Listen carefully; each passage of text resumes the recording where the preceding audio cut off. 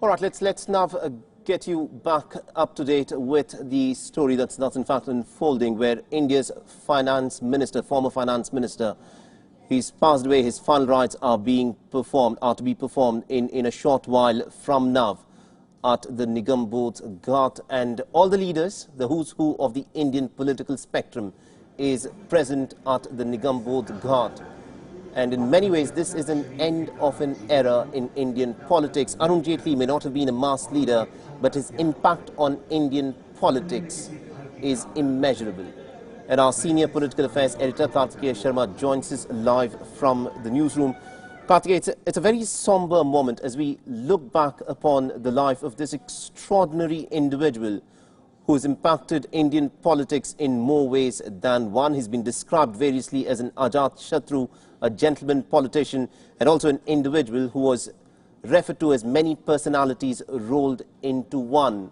You know, we're looking at the who's who of the Indian political spectrum who is present at the Nigam Bodh Ghat as the nation gets ready to bid adieu to one of its sharpest minds in our contemporary politics. See, that's the difference you can find in what's happening to one former union finance minister who is almost friendless.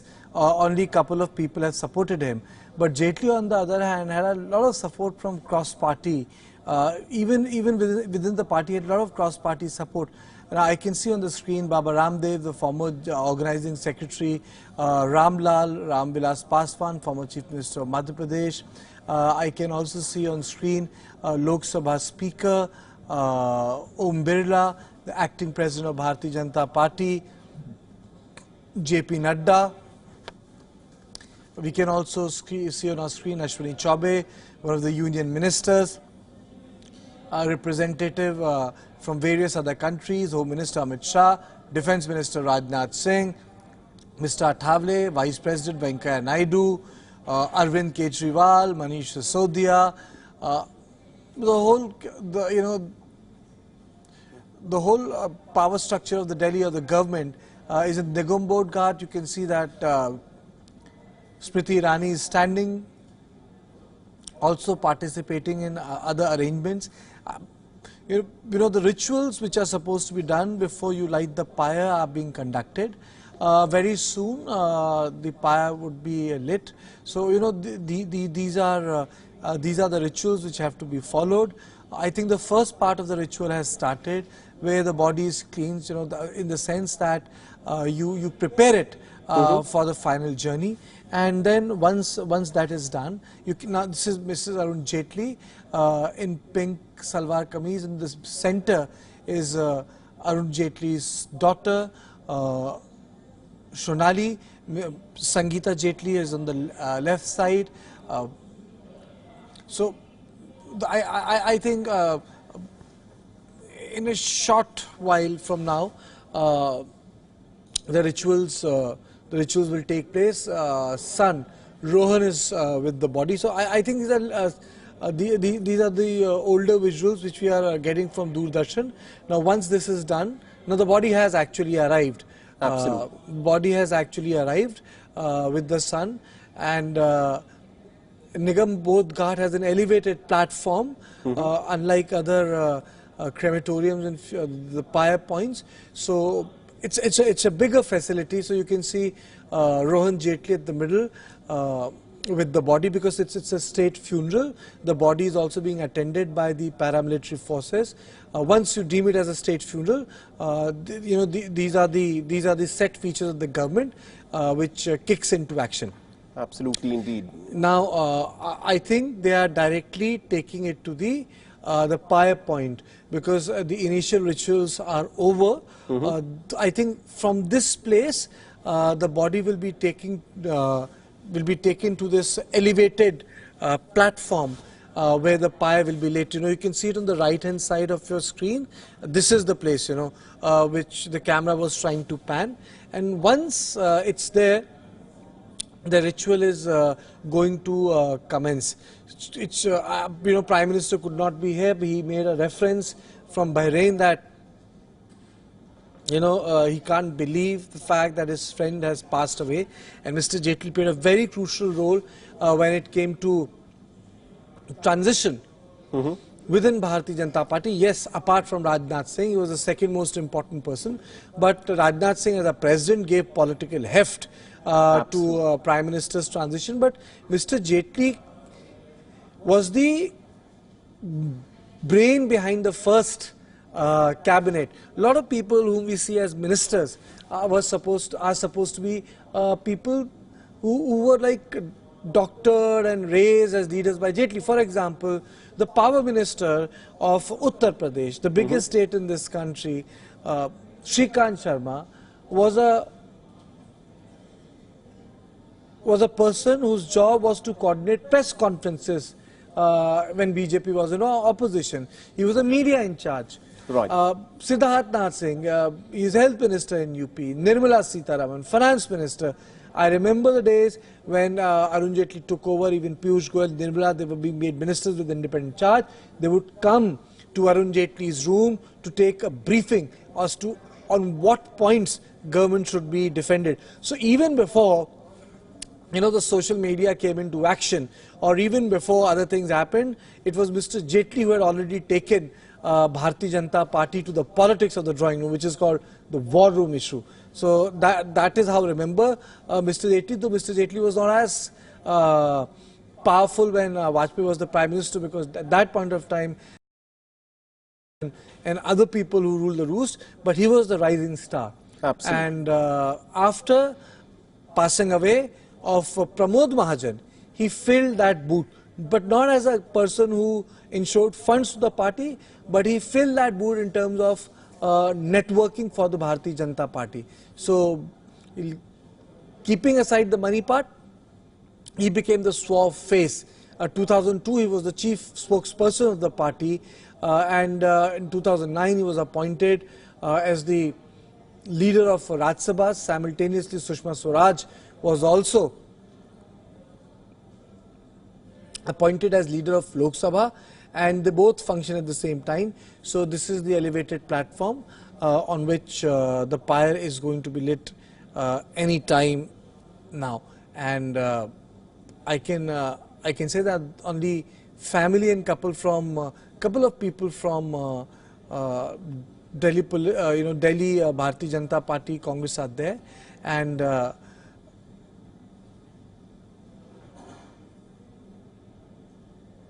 it's pretty tragic that the BJP is in past 20-25 days. Sushma Swaraj, Jaitley, even before that Anant Kumar, an important leader in Karnataka, someone who could play a role. Manohar Parrikar, who worked till end, passed away because of cancer. And a lot of people have moved, lot of politicians have moved out. People forget that Venkaiah Naidu is not with them. Jaswant Singh, Yashwant Sinha, Arun Shori, they have turned detractors, but they come from the BJP and socialist stable. They are not with Bharatiya Janata Party anymore. There was a point of time, Mr. Jethmalani was also there, whom Mr. Jaitley succeeded.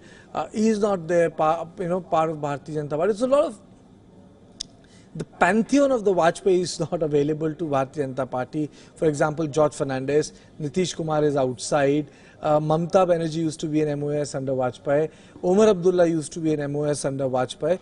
A lot of people. So I think this is a new BJP you will find, or sort of a BJP which will need to reinvent itself again in absence of an important leader like Mr. Jaitley. But like many other leaders within Bharatiya Janata Party, ensured that they don't spawn dynasties. There's a difference between political family and a dynasty. You always have political families. Bush is a political family. Kennedy was a political family. But dynasty is something very unique in India and other countries where parties are passed over from father to son, like Samajwadi Party or Congress Party or BJD of Odisha or of Punjab, or even the DMK. DMK of Tamil Nadu. So these are dynastic successions. But both of them, both their children are lawyers. None of them is directly associated with politics. None of them has ever sought a ticket, which should be welcomed, because ultimately dynasties choke democracies. It's one thing to have a political family which is there in politics, and there's another thing to have dynasties all over the place. Absolutely, indeed. And as we look at these visuals, this is a very somber and a solemn moment. The rituals associated just before the final rites are performed, before the pyre is lit, have been performed. The body has now been kept on the pyre. Now, Karthike, as the nation watches these visuals, this is, in some ways, as we look at Indian politics, Arun Jaitley was, more this backroom kind of a strategist who was willing not to hog the limelight, but he was the brains behind the BJP. He was someone who was actively involved, as you put it, in the war rooms and the strategy making. And also the fact that he was one of these most articulate, suave, sophisticated face of the BJP. This brought a lot of this new aspirational, emerging young India classes towards the BJP. See, what Mr. Jaitley did was that he was able to put yourself in 2002 position. Vajpayee came to power, LK Advani, Vajpayee, they belong to a different era.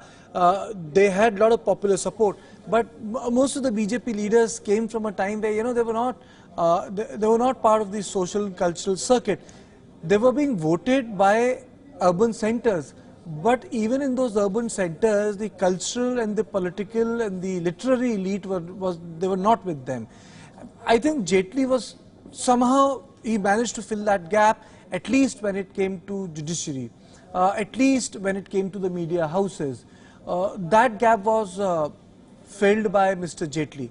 So, this is something which a lot of people would understand, that it was not easy for then Bharatiya Janata Party to be accepted, though the present Prime Minister has inversed everything, the whole that Khan Market gang. But the fact is that Mr. Jaitley belonged to that suave culture where he was at ease with the politics of RSS in terms of what they stood for, and also you could spot him in the swankwist of eating joints. Absolutely. Because he was a typical Delhiwala. He earned well and he spent well. And I think that's something which I appreciate. Some would say he'd also lived well. I mean, that is something that I was very proud of. And this is something which I appreciate, that you earn honestly, you spend honestly, and earning good money is not mad. So I think that philosophy of Arun Jaitley, something which resonated, and that is why again and again say that he would say, this is what I have purchased, but that was out of great pride that he has been able to do it out of his own hard work. And a lot of politicians with millions and billions of rupees will not tell you that this is an expensive phone they have purchased. Absolutely. But Mr. Jaitley was not like that. He would do it and say that it's a well-earned money. I think that's where the difference was.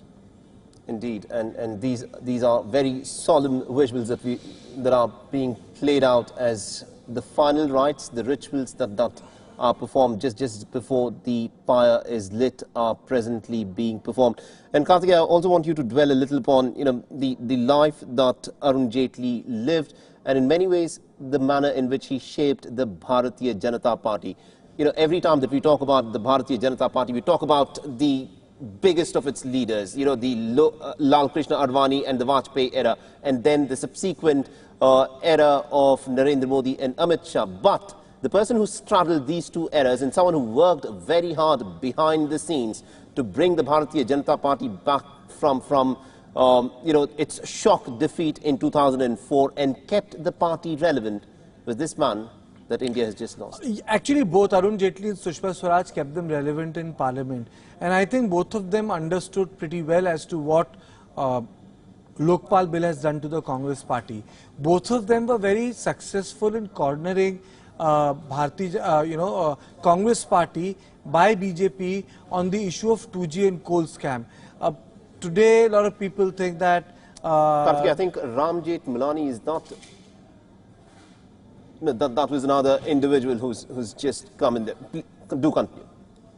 A lot of people think that, it was only because of Anna Hazare, but it was Mr. Jaitley who was able to bring parliamentary pressure on the Congress party. Mr. Jaitley's off-the-record briefing, Mr. Jaitley's ability to take on certain aspects of the CAG report, present them to the public, break it down. You see, today we find it very easy, but at that point of time, to understand what was happening in 2G was a lot of mental hard work, because the whole thing was a very complicated subject at that point of time. But Mr. Jaitley would break it down for the journalists and tell them, this is where the problem is, even in the coal scam. So he was able to articulate a lot of positions on behalf of the government. Even Sushma Swaraj did. But at least these were the only two prominent faces in Parliament. By that time, Mr. Advani was not speaking that much, not addressing press conferences directly. And secondly, by 2010, there was an alignment 11. There was an emergence of Narendra Modi within Bharatiya Janata Party, realizing that something needs to be done. And in that alignment, Arun Jaitley had continued to emerge as a very powerful force, and it solidified by 2013. It was not very apparent, but those who knew him understood that Mr. Jaitley, if BJP comes to power, will be performing a very powerful role. Once that was done, you would just need to look at the seating arrangement. Any important function, you had Prime Minister, Rajnath Singh, Amit Shah, Arun Jaitley, and if Sushma Swaraj was president, Sushma Swaraj. But Arun Jaitley would be the most important fixture after Rajnath and Amit Shah. There was no doubt about it that these were the four pillars of the government. Absolutely, indeed. And this in many ways is a huge loss for the BJP and indeed for the nation. So just a few moments more now before the pyre is lit. And Karthikeya, I also want you to dwell a little bit about, the role that Arun Jaitley in fact played in those tumultuous years between 2012 and 2013, when, the BJP was said to be a bit of a house divided, but it was Arun Jaitley who played a pretty decisive role, besides Rajnath Singh, in pushing forth the candidature of Narendra Modi for the Prime Ministership. Oh yes, candidature of Prime Minister Modi was actually pushed by RSS. But what Mr. Jaitley did was that he protected the interest of Amit Shah when he was being targeted by UPA. Right. He was solely defending Amit Shah. Because you attack Amit Shah, you were attacking Narendra Modi directly. And at that point of time, Mr. Shah was very, very vulnerable. And then you had this charge of Hindu terrorism, which the BJP had to contest, or the saffron terrorism, which the BJP had to contest at that point of time. And it was Mr. Jaitley who, and again I would say Sushma Swaraj, both of them had cornered then Home Minister Sushil Kumar Shinde in Lok Sabha, and he had to say that terrorism has no color.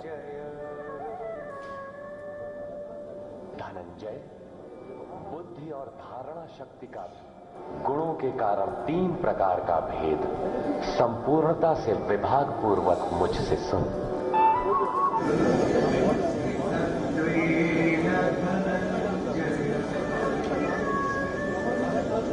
Dhananjay बुद्धि और धारणा शक्ति का गुणों के कारण तीन प्रकार का भेद संपूर्णता से विभाग पूर्वक मुझसे सुन।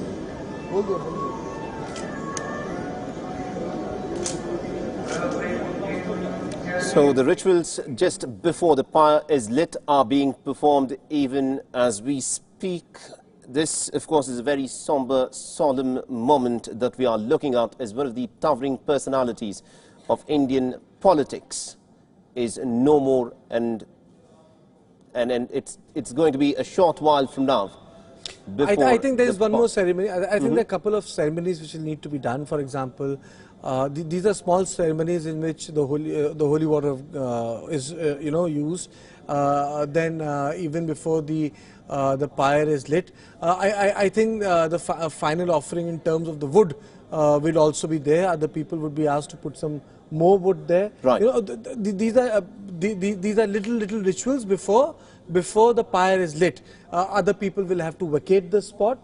These things cannot be allowed with so many people. So I think there's some time left before they do it, because the person, anyone, son, daughter, whoever the family says would do it, will be asked to finally put some more wood around the body of the departed soul, and then the ritual would proceed. Then it's going to start. So I think a little more time before they wind up these rituals. Right.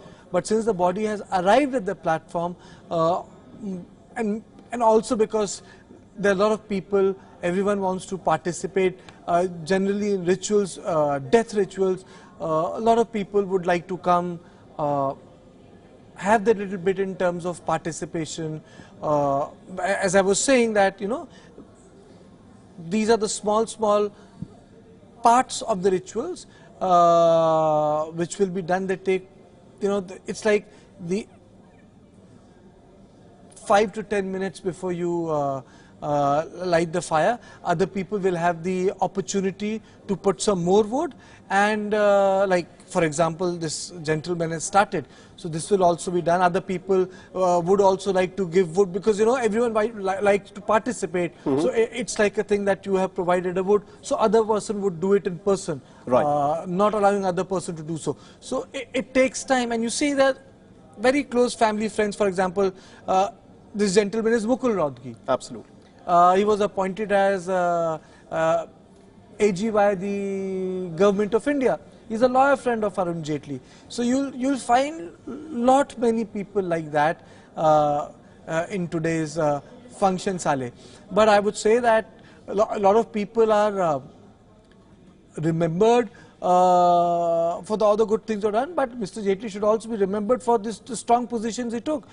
He had a problem with a particular gentleman in Bharatiya Janata Party. He refused to attend the national executive. The poor guy had to leave, you know, his career took a big hit. But that was also Mr. Jaitley. So if he had likes, he also had strong dislikes. Right. And the people on the other side of the fence whom he disliked also had to face the music. Because then Mr. Jaitley would ensure that things that they dream for themselves in political life would not happen. So, and for those, if he had fondness and if Mr. Jaitley felt they are deserving, then they would see this sky. And they look at the career graph of present Minister of State for Finance. Absolutely. He used to be the ABVP president, Anurag Thakur. Then he went on to become the president of BCCI because of Mr. Arun Jaitley. Because his father was a former chief minister, Mr. Jaitley could not accommodate him, because by the time Narendra Modi had brought in this rule, no dynasty within the party. Once that was done, even before he quit the party, he ensured that Anurag Thakur is accommodated as MOS Finance. Right. And today, Anurag Thakur is MOS Finance, a guy who languished for 5 years doing Modi 1 government. So now the funeral Saleh will take place in next 5 minutes. This is the last ritual. All right. Where close relatives, your friends, they participate in this process of putting the wood. Generally, the half of the pyre is created by the people of the crematorium. This is symbolic, in which in Hindi we call haath dena, or you know, it's to participate in the final act. So now most of the wood is in place. Once this is done, the funeral pyre would be lit, and I think there is a bit of a drizzle that is taking place. Although I think the place where the pyre is being kept could be covered. It's a covered place. Yeah. It's a covered place, and that is why generally it's a covered place, and most important for I think it's one of the bigger crematoriums in New Delhi, and you would see that even Sheila Dikshit's cremation took place in Nigam Bodh Ghat. Absolutely, indeed. So we are just moments away, one would expect, before the pyre is lit. The rituals pretty much have been completed. And in many ways, this, of course, is an end of an era in Indian politics. Arun Jaitley, the man who dominated the political discourse for well over two and a half decades, is no more one of the sharpest brains of India, someone who understood India's legal system better than most others, has just passed away. He passed away yesterday after a protracted illness. He had been admitted at the AIIMS hospital.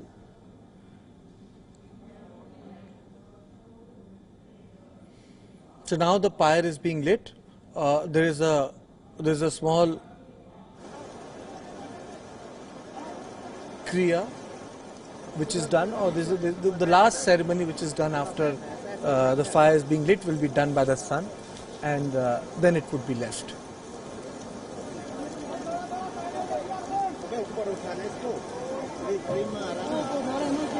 And that last ceremony is to ensure that the soul departs from the body.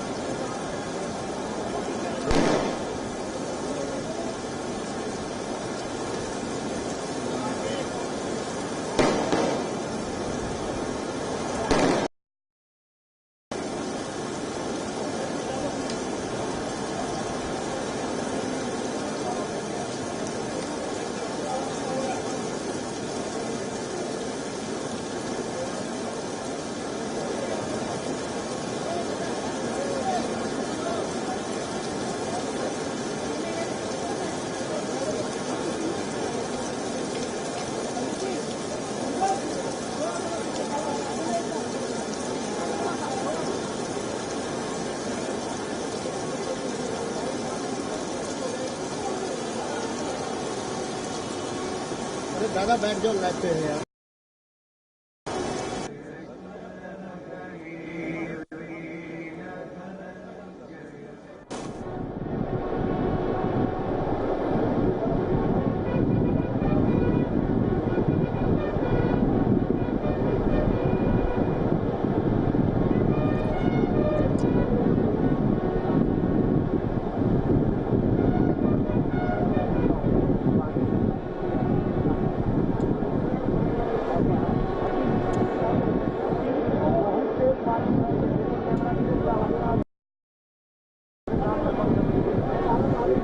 सिर्फ 66 वर्ष की camera गीला हो रहा है यार तो आगे करना छतरी ऐसा तिरछा बहुत तेज बारिश है ये देखिए कैमरा भी गीला हो गया और मशीन तो बहुत मुश्किल से टांग रखा हूं छतरी के नीचे लेकिन गीला हो जाएगा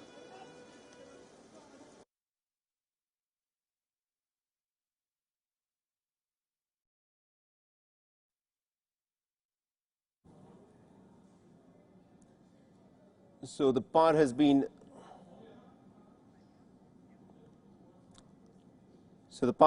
lit for Arun Jaitley, and these are the last rites that are being performed even as we speak at the Nigam Bodh Ghat. And one of the smartest political minds of India, one of the sharpest brains who understand the constitution of India and then also the economy of India, is no more with us.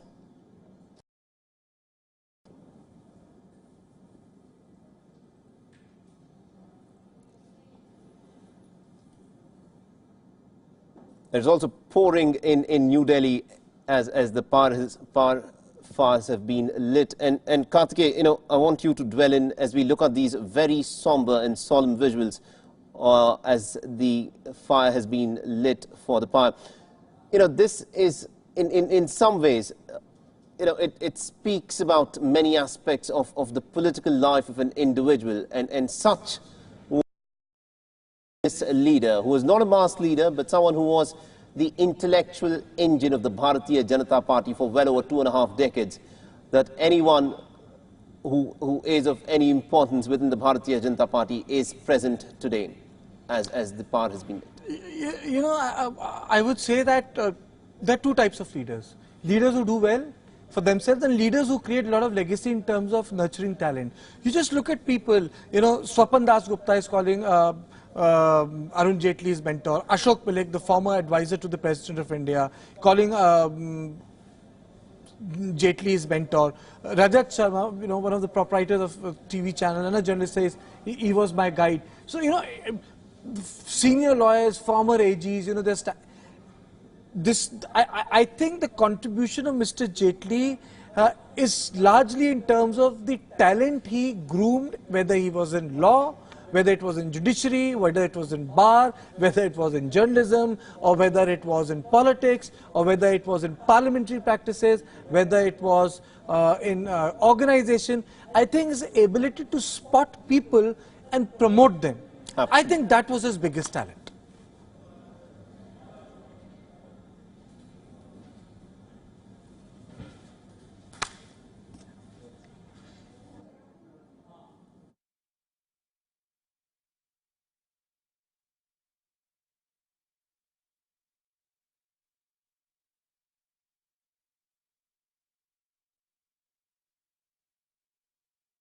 Has bid farewell to one of the sharpest political minds of our contemporary times. And in this solemn moment, let's take a look back at the life and times of Arun Jaitley, a man who started off his political career as a student leader back in 1975, and from there on, of course, went on to become one of the most important political personalities of our times.